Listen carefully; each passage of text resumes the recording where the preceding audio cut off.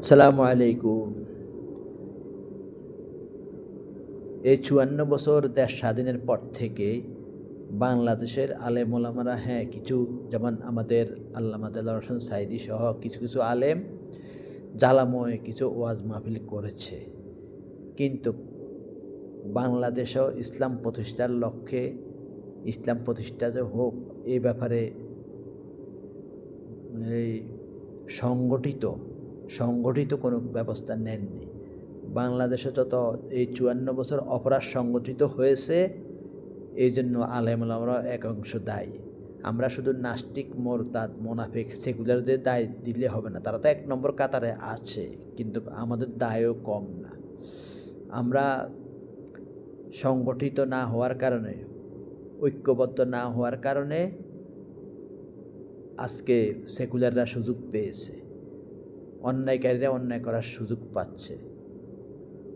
এই দেশ স্বাধীনের পর থেকে যে হরতাল, অবরোধ, জ্বালাও পোড়াও যা কিছু হচ্ছে, জনগণের এই সম্পদ নষ্ট হচ্ছে, এই ব্যাপারেও আলেমরা কোনো সোচ্চার হন নেই।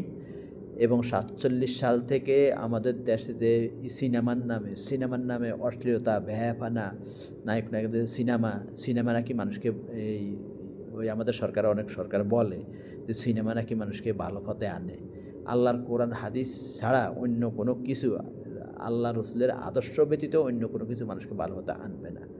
এসব কথা বলার নামে তারা সমাজে অশ্লীলতা, ভ্যাপানা ছড়িয়েছে। আলেম ওলামারা সংগঠিত না হওয়ার কারণে এগুলো হয়েছে। এখনও যারা সংগঠিত হবেন না, এখনও আপনারা জড়া ফাসাদে লিপ্ত থাকবেন, বিবাদে লিপ্ত থাকবেন, কাদা ছড়াছড়িতে লিপ্ত থাকবেন।